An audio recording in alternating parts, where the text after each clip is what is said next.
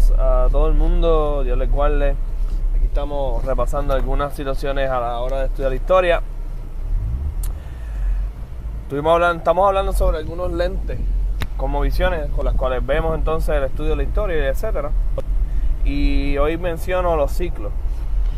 Este pensamiento donde muchos ven a la historia como algo cíclico. Hay una canción bien famosa que toda mi generación se sabe, aunque sea inconscientemente. The Circle of Life, ¿verdad? De Lion King. Bien común pensar así.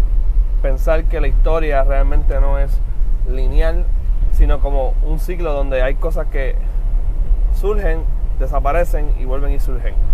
Porque la naturaleza parece que es así, ¿ok?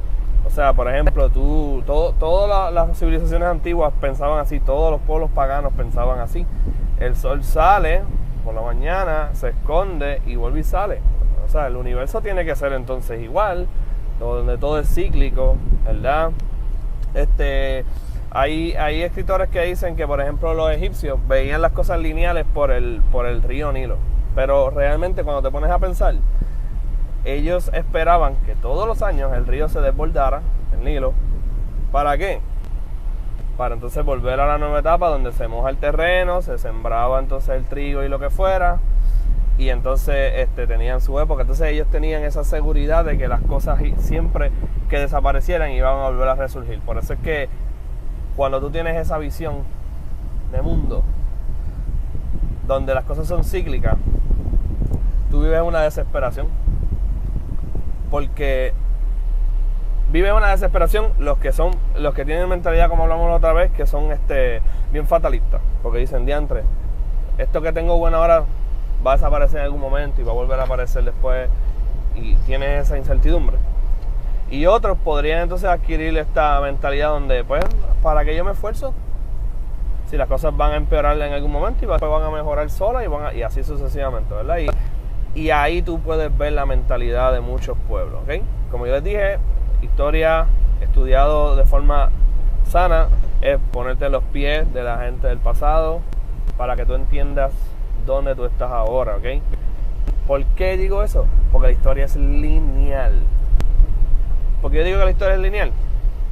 Tuvo una creación, por ende tuvo un principio y va a tener un final que es el juicio final.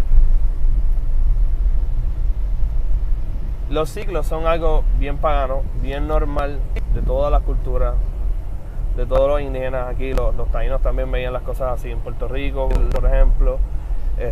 Los antiguos por allá en Mesopotamia veían las cosas cíclicas y así sucesivamente. Los griegos, incluso muchos de nosotros vemos las cosas cíclicas gracias al pensamiento griego, que pensaba así también muchas veces, no todos, ¿verdad? Pero siempre hay excepciones, pero se veía como, por ejemplo, en la política, todo se veía cíclico, ¿no? Ahora hay un dictador, después eso va a desaparecer y después va a volver en algún momento, o lo que sea. ¿Qué entonces eso diría de cómo nosotros vemos el mundo? Mucho.